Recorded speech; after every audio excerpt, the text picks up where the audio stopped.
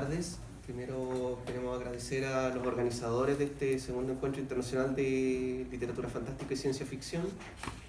También agradecer a los liceos que en su momento dieron la oportunidad de realizar estos talleres literarios Contramontes.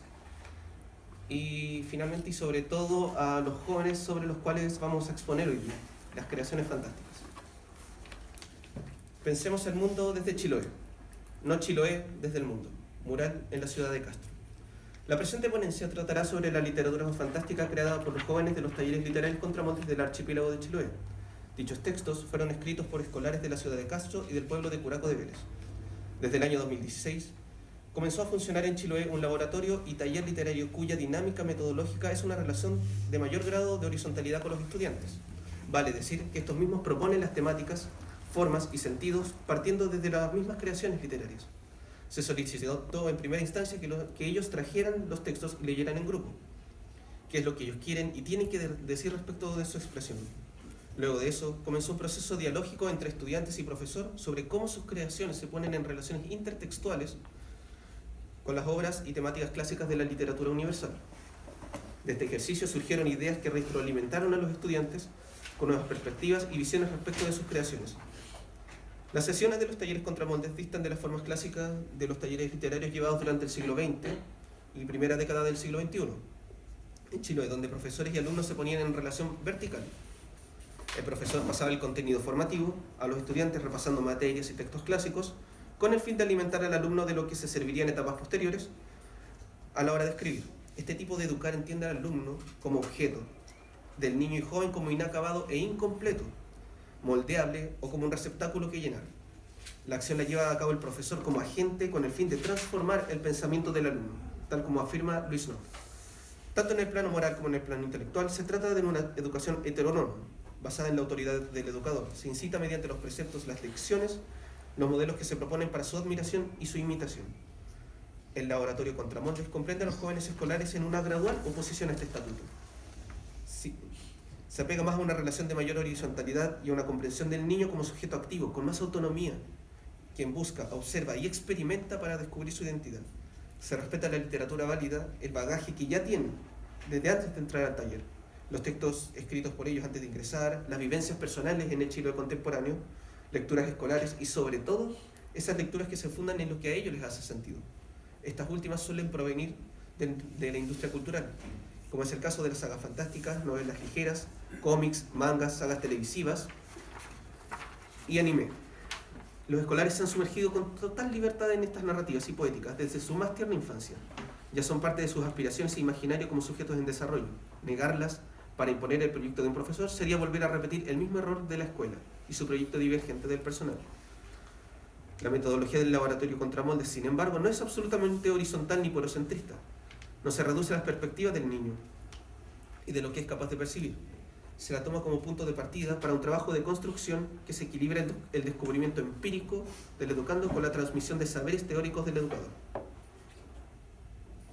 Al iniciar las sesiones del taller, la expresión literaria de los jóvenes habló por ellos. Cuentos, poemas, novelas que traían propusieron temas y sentidos.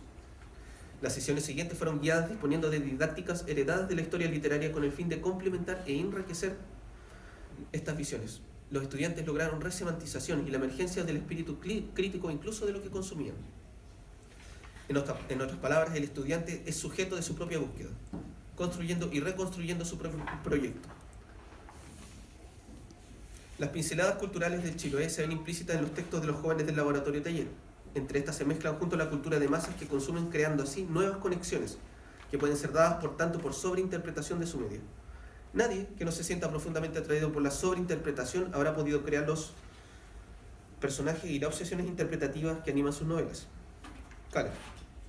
La literatura de más media, las cuales son gran parte de la influencia cultural de estos jóvenes con las que se identifican, dan sentidos e interactúan día a día. El taller y su ejercicio dialéctico son los que permiten las ondas a las que se refiere Rodani, y la reedición y revisión de sus textos en grupo les dan ondas frescas e inéditas. En cierta forma se dicta la idea de Barthes. Es el escritor quien se nutre del texto. Aferrándose a esta frase, podemos decir que aunque la originalidad no existe, las nuevas conexiones, a los que llamamos hibridaciones, en conjunto a la retroalimentación y los ejercicios del laboratorio taller, pueden acercarse bastante. En el caso de lo que es literatura fantástica, los jóvenes escolares crearon nuevas narrativas de diversa índole, desde fantasía épica, pasando por textos oníricos hasta metanarrativos. En esta ponencia vamos a mostrarles las entrevistas que se hicieron en mayo del 2019 a los estudiantes, 3 años después de haber escrito sus obras. Estas entrevistas servirán como contexto para comprender sus propias creaciones y quiénes son los niños y jóvenes que hoy escriben literatura fantástica en las islas de Chiloé. Las entrevistas consistieron en 5 preguntas. ¿Qué es la fantasía para ti? ¿Qué es lo fantástico en tu texto, sea cuento o novela? ¿Cuál es el contexto de producción de tu texto? ¿Responde tu texto a alguna problemática personal? Y finalmente, ¿qué lecturas fantásticas consumes? Primera obra. No Inochi, Watashi no Daiji Nabasha, María Paz Vega. El cuento se trata de una muchacha crecida en un orfanato, quien se enamora de su mejor amigo. Se cuenta su primer encuentro y cómo crecen junto a otros amigos. Sin embargo, este muchacho fallece y la protagonista, acongojada, sube a refugiarse a la azotea. En un momento, una mariposa azul toca su mano y al instante se desvanece. Con los años se da cuenta que esta mariposa le dio la eterna juventud. La protagonista cuenta cómo ve a sus amigos envejecer y morir mientras ella emigra por distintos países y regiones cambiando de vidas. Sin embargo, llega un momento que desea regresar a su lugar de origen. Al subir la misma escalera hacia la misma azotea de la casona ahora destruida, se encuentra con el muchacho fallecido. Ambos sostienen un diálogo romántico donde ella le ruega saber por qué falleció. Él le dice que esas alturas no importan y ambos prometen reencontrarse en una próxima vida. ¿Qué es la fantasía para ti? Bueno, para mí la fantasía es algo que existe. En realidad no sabría cómo explicarlo, pero ya que la fantasía existe en nuestra mente, tarde o temprano como personas podemos incluso volverlo realidad. Por eso en cualquier momento de nuestra vida puede llegar a existir la fantasía, nos demos cuenta o no. ¿Dónde está la fantasía en tu texto? En realidad en una mínima parte del texto, ya que la mayoría de la trama trata de cosas que a cualquier persona podría pasarle, disculpe, porque cualquier persona podría llegar a vivir a un dormitorio con gente que no conoce, podría incluso por las vueltas de la vida cuando pequeño terminar en un orfanato.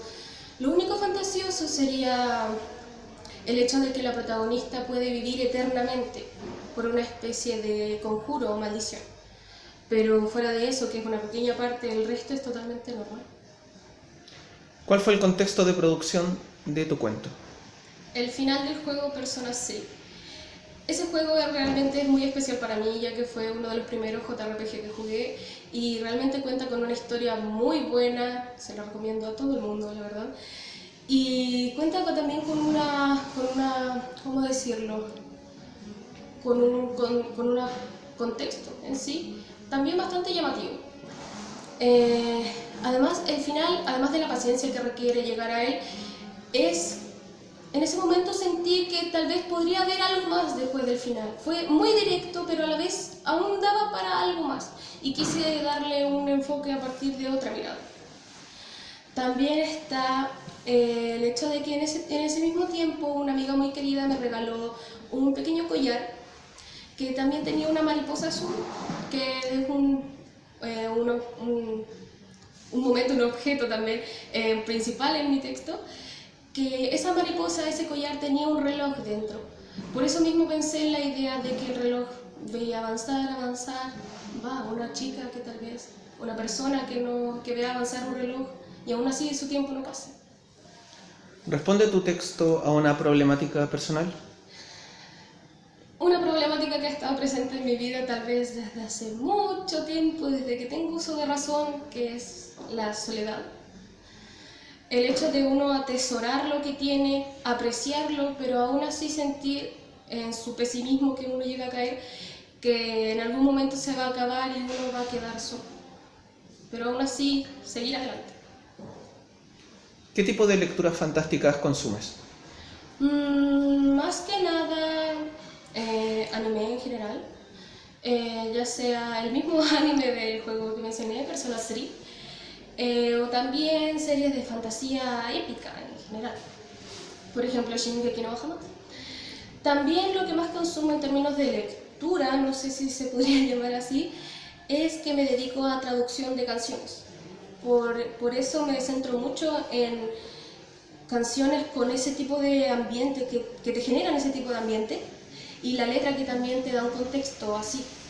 Y en términos de libros, uno que leí en ese tiempo era La caída de Lucifer, que es un libro más que nada que trata sobre, sobre la caída de Lucifer hacia los infiernos, pero desde el punto de vista ya mucho más fantasioso, incluso más fantasioso de lo que se podría llegar a decir que muestra la Biblia. Tal como dice María Paz, el cuento es recorrido en su mayoría por situaciones cotidianas, el crecimiento, el amor, la amistad, lugares comunes. Es después de la muerte de su enamorado que la protagonista encuentra esta mariposa azul. Esto es sintomático, pues habla de cómo esta joven chilota procesa en su imaginario la posibilidad cierta de que alguien que ame desaparezca de este mundo. Enfrentar el tema que la obsesiona, la soledad. La muerte es el quiebre, el paso de la compañía a la soledad, es a su vez el final de una cosa y el inicio de otra.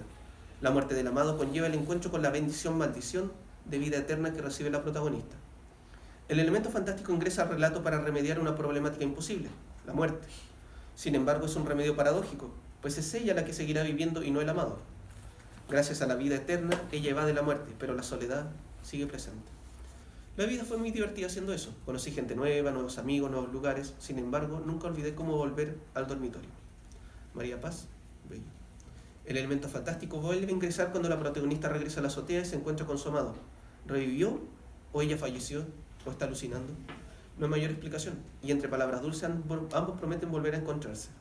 Es significativo que este nuevo encuentro con lo fantástico se dé en el mismo lugar que el anterior, la azotea, en la apertura al cielo, que funciona como metáfora de la libertad. La mariposa y el reencuentro se dan en una noche y un amanecer respectivamente, y los elementos fantásticos resuelven las problemáticas de muerte y soledad. Respecto a la creación, los recursos de los cuales se sirve María Paz para crear su texto ya nos hablan de una identidad sincrética que trasciende su entorno social y natural.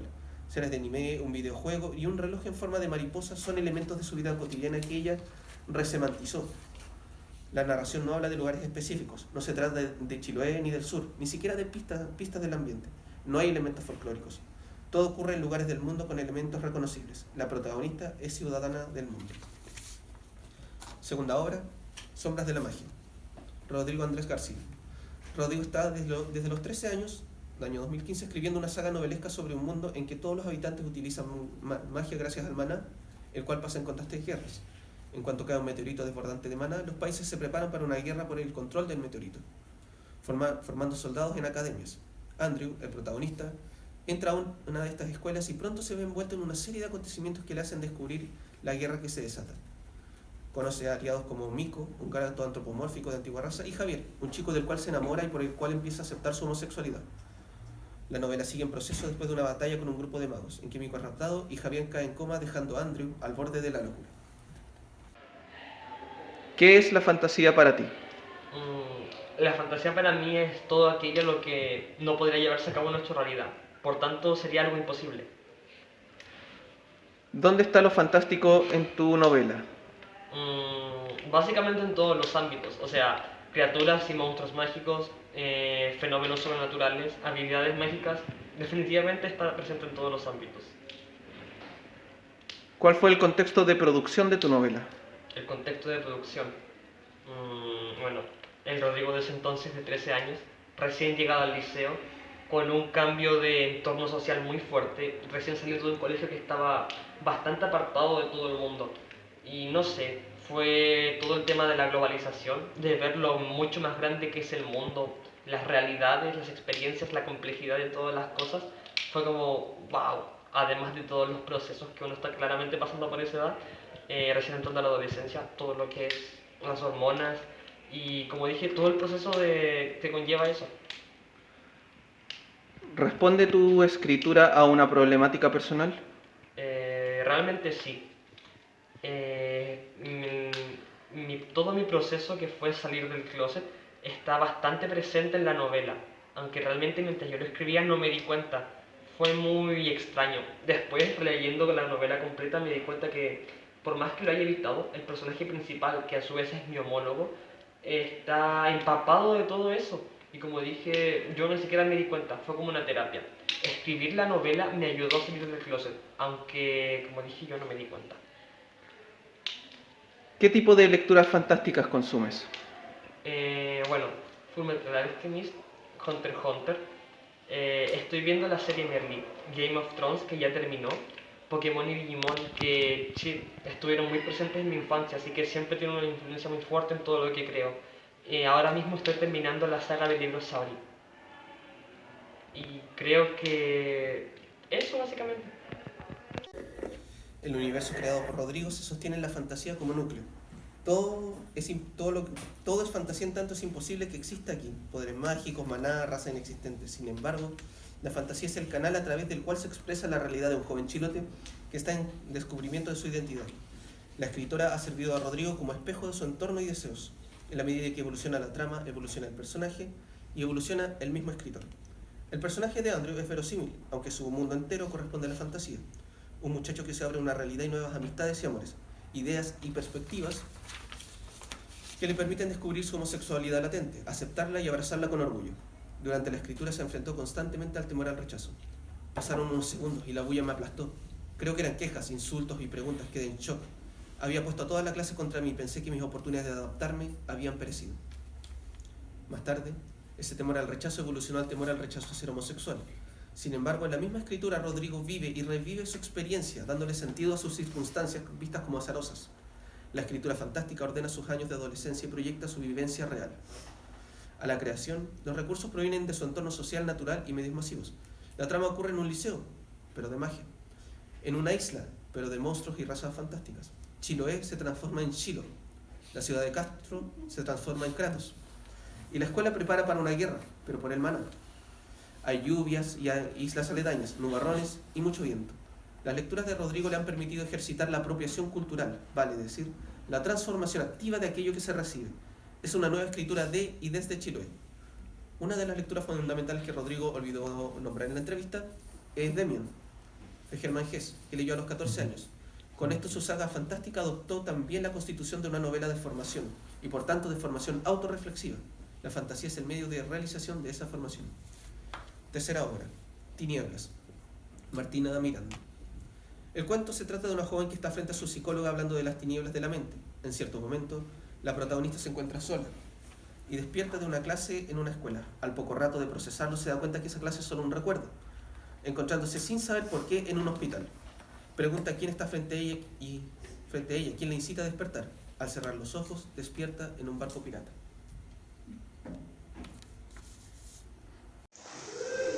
¿Qué es la fantasía para ti? Bueno, para mí la fantasía es más que nada todo lo que vemos o todo lo que hacemos, porque en realidad siento que aunque todas las personas estemos aquí, nunca estamos como en la realidad, como que siempre estamos pensando cosas, imaginando cosas o recordando cosas.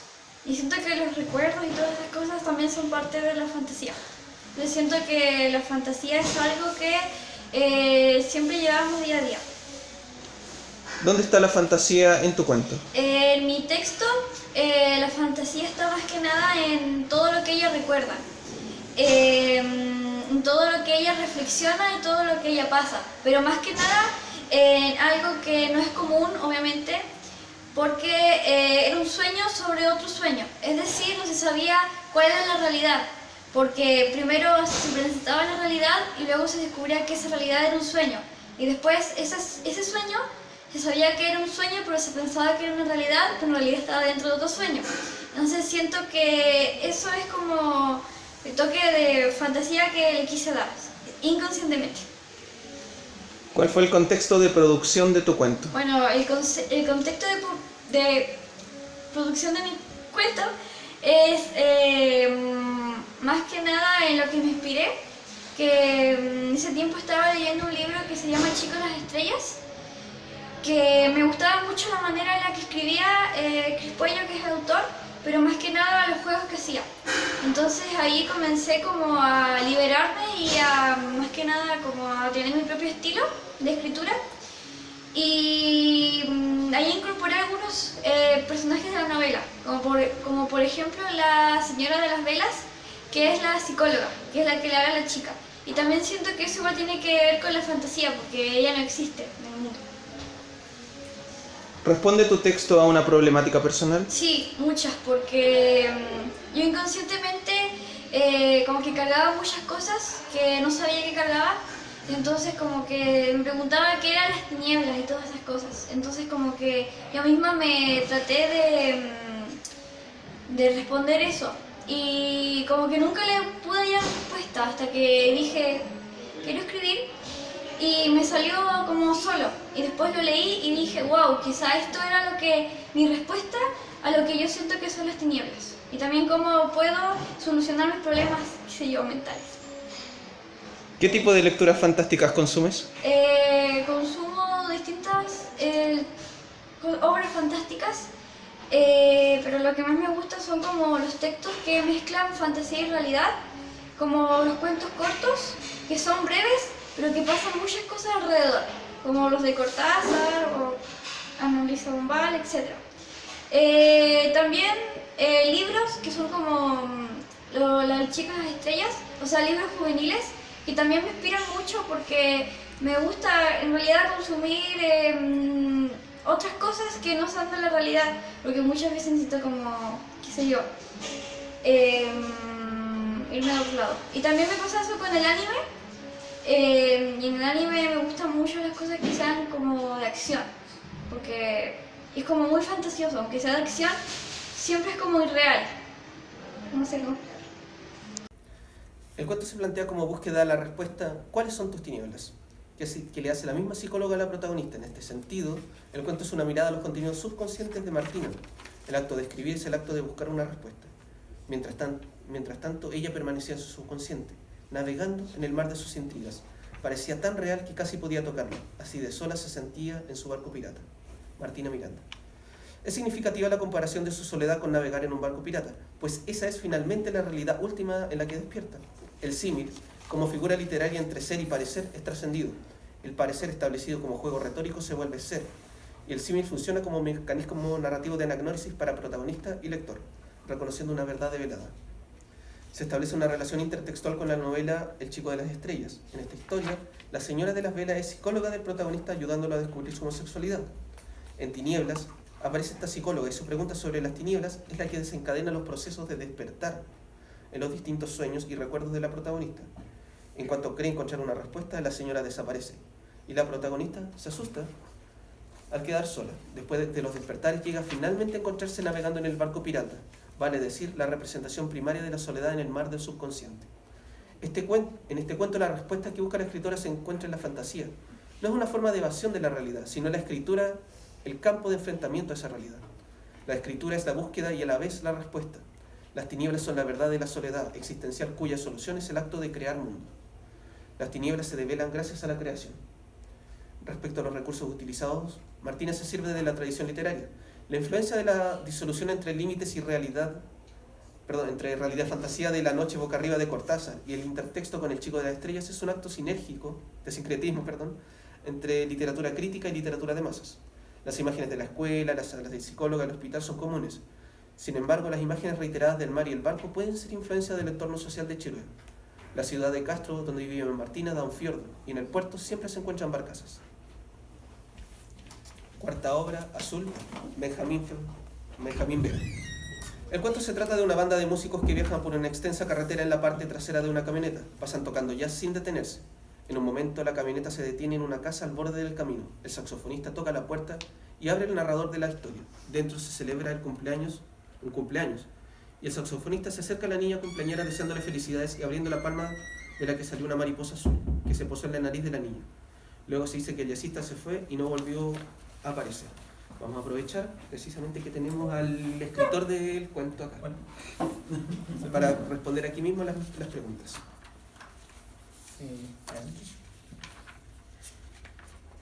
¿Qué es la fantasía para ti? Bueno, como pueden ver ahí tengo un breve resumen de lo que ya respondí anteriormente, pero para mí la fantasía sigue siendo lo mismo, es una extensión de la realidad, es como soñar en despierto, se podría decir. Es lo que está más allá de la realidad, no es nada más que eso, es una extensión de la realidad, el deseo de querer poder hacer algo que no es posible. ¿Qué es lo fantástico en tu texto? La mariposa y el tipo que conoce lo desconocido. El saxofonista nunca había visto al padre de la niña ni conocía a la familia, Aún así llega a la casa y le dice feliz cumpleaños, le da la mano y sale una mariposa azul. ¿Cuál es el contexto de producción de tu texto? Bueno, este fue un sueño que tuvo un amigo. El texto es completamente onírico, es perfectamente onírico porque literalmente fue un sueño. Y lo tuvo la noche que murió su abuelo, por eso me pareció que era una historia digna de contarse.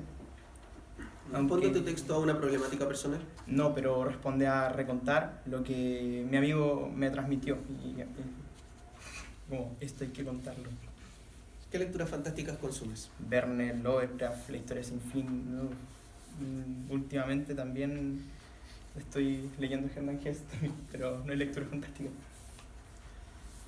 En este cuento, lo fantástico se encuentran los elementos oníricos. El narrador explicita no saber nada de por qué viajaban, cómo entraban tantos músicos en la parte trasera de la camioneta, ni siquiera si llevaba un chofer. Nada se explica y el narrador da cuenta de no saber el ambiente en que crea Benjamín en el devenir de situaciones aparentemente inconexas, tal como los sueños. Luego, el saxofonista baja la camioneta y al tocar la puerta se nos revela que el narrador es el padre de la cumpleañera. Solo como testigo le corresponde únicamente la función de abrir la puerta. De tal modo, los músicos y su camioneta representan todo lo fantástico. El padre, al abrir la puerta, permite la entrada de lo fantástico a la realidad de un cumpleaños común. La mariposa se pasa de la mano del saxofonista a la nariz de la niña, simboliza su propio crecimiento y el hecho de que sus alas sean azules representa la apertura de la imaginación y la fantasía. Tal como dice Benjamín, la fantasía es la extensión y modificación de la realidad que conocemos. En otras palabras, el padre abre sin saberlo a su hija la posibilidad de imaginar y proyectar su propio desarrollo. Alzó la mano empuñada, lentamente la abrió y de su palma se extendieron unas enormes alas azules. La mariposa voló y se posó en la nariz de la niña. El jazzista se fue para nunca volver. Benjamín Vela. El hecho de que el saxofonista ya no regrese es porque era parte del mismo crecimiento, conocer lo nuevo y saber abandonar. La fantasía aparece, se desvanece y se proyecta. Este cuento es el primero que aparece al abrir la revista literaria Contramontes, de tal manera que se presenta como una intratextualidad de la revista, abriendo la creación literaria de quienes participaron en este proyecto Chilote. Es la entrada a la fantasía. Benjamín se sirvió del sueño de un amigo del cual procesó y dio interpretación propia. La mañana fría, la carretera infinita, son elementos del entorno Chilote. Las autopistas que conectan una ciudad con otra son extensísimas y los viajes pueden durar de 20 minutos a media hora, a 1 hora y media. Siempre es necesario ir a otras ciudades, a las capitales como Castro. El viaje para Benjamín está empapado de esta visión de su entorno, más aún considerando que vivió en Curaco de Vélez, un pueblo intermedio en la isla de Quinchao. Conclusiones cortas. La búsqueda de identidades de los escolares en estos años que escriben en los talleres Contramontes de Chiloé no tienen necesariamente que relacionarse con la fantasía mitológica que la tradición chilota propone. Ellos, como sujetos activos a una realidad cosmopolita, han encontrado fuentes diversas que van desde lo más media, las lecturas escolares, su entorno chilote, reinterpretación y reinvención. El proceso sinérgico que los jóvenes ya han ido realizando durante su crecimiento es validado y potenciado por el laboratorio literario, permitiéndoles así la apertura de identidades multiculturales que a la vez son particulares y autóctonas. En otras palabras, para estos jóvenes escribir de Chiloé no necesariamente es escribir sobre Chiloé, sino desde el archipiélago como chilotes que son parte del mundo. No ver a Chiloé como un signo semántico ineludible que acapara todo el contenido del texto, sino como una fuente infinita del material para nuevos sincretismos e hibridaciones. Tal como dice uno de los murales de la ciudad de Castro, hecho precisamente por jóvenes escolares, pensemos el mundo desde Chiloé, no Chiloé desde el mundo. Muchas gracias.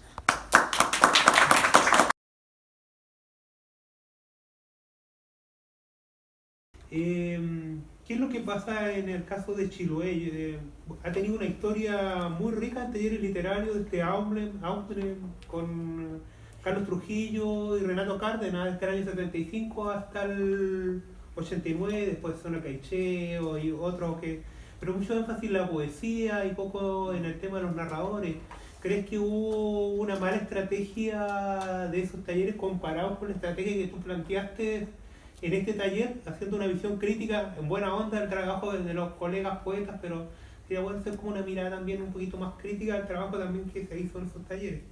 Sería como eso, ese énfasis. Y respecto a Cristóbal, respecto a Mampato, ¿cómo tú ves desde el punto de vista del trabajo que hicieron el desarrollo, la evolución como ideológica de Mampato en el sentido de transmitir valores, del tema de derechos humanos, del ecologismo? ¿Cómo va evolucionando? Y si hubo un corte de esa lectura después del proceso del golpe militar, que hubo algún cambio, alguna restricción de esa lectura con esa mirada crítica de este trabajo que hicieron ustedes. Muchas gracias. Muchas gracias. Lilian, por Voy favor. entonces. Como decía anteriormente, creo que tocaste un tema bastante delicado.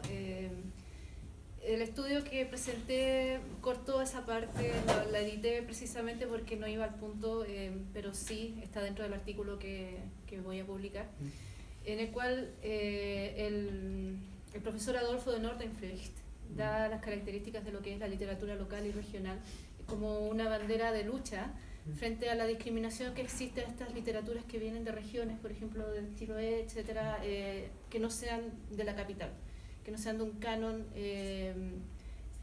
capitalista, etcétera. Entonces estas literaturas vienen a romper un poco con ese canon. Aún así, la poca difusión va un poco, y ahí entro en una autocrítica, en una crítica hacia la academia, porque es la academia la que no ha tomado en cuenta estas obras. Las obras han estado ahí siempre. Y aunque haya una discriminación quizás por parte de las obras que vengan desde otras regiones que no sean la región metropolitana, de todas maneras la academia debió haberse hecho cargo de ella. Yo estas obras no las conocía hasta cuando me tocó la clase en la que desarrollé este artículo, porque estas vienen de las clases que yo estoy tomando en doctorado. Entonces, en el doctorado de la Universidad de Playa Ancha tiene la particularidad de tener una asignatura que es literatura de Valparaíso. Y ahí me acerco a esta literatura y me doy cuenta que hay mucha más. Y no está en mí decir si es buena o mala, yo voy a analizar ciertos puntos, ¿verdad? Y las tomo y las presento. Para eso las traje acá, para eso las quise presentar. Pienso que la academia ha dejado muy de lado esta literatura que viene de regiones. Se han dedicado mucho a, no solamente a lo que viene de la región metropolitana, sino que a lo que es icónico, histórico, etc. Pero hoy en día hay una tendencia a abrir estos espacios de discusión y generaciones de investigadores nuevos, como es mi caso, hemos tomado esta responsabilidad. Y tengo la esperanza de que a la vez vamos a ir mostrando estas literaturas, porque este mismo tema se tocó en el Congreso de la Universidad de Talca, en el cual también participé, y también mostré unas novelas que no eran, una novela que no era conocida, que era una novela haitiana. Entonces, pienso que la discriminación, la poca difusión y etcétera, va de la mano no solamente del mercado, que está muy limitado para la literatura regional, sino que también va de la mano de la atención que ponga la academia, los académicos, sobre las otras literaturas, o literaturas otras, como se pueda decir. Gracias, Lilian. Benjamín. Bueno, Este es tu momento. Mucho adelante. bueno, la pregunta fue bueno, te puedo responder yo. Bueno, yo he estado en un taller de Carlos Trujillo y he estado en Contramoldes. Efectivamente son metodologías distintas, y tal como tú dices, Chiloé es un país que tiene, no un país, es un lugar que tiene mucha República Independiente de Uruguay. De acuerdo. Región independiente. De acuerdo a Lo siento. Es un lugar que es muy rico, tal como tú dices, en talleres literarios. Pero también, como tú dices, Carlos Trujillo se dedica más que nada a la poética, y eso es porque su taller iba dirigido a eso. No es que no oye narrativa porque sí, porque el de él era un taller de poesía. Aumen era una revista de poesía, no era una revista literaria como tal, porque literaria sería incluir narración y poesía, para mí al menos. Ahora, las metodologías también son distintas, tal como dijimos. Las formas en las que se enseñan son distintas. Yo estando en una clase de Carlos Trujillo, con mucho respeto de él, pero él te trata como si tú no supieras nada. Como si todo el conocimiento lo tiene él. Tus aportes son mínimos. Y en una clase de Contramoldes, el maestro es el que guía cuando estás muy equivocado, pero te acerca el conocimiento. Es similar a la mayéutica y a la forma en que el conocimiento está dentro del alumno y que dentro de ti está el conocimiento del universo, como dijo los alumnos el otro día. Entonces es básicamente eso. Son talleres distintos, metodologías distintas, y haciendo un análisis bien crítico, no es una falla por parte de Carlos Trujillo, porque es su metodología, es un taller que efectivamente era para poética, no era para narración, así que no era que haya cometido un error ahí, sino porque su revista Aumen estaba enfocada a eso.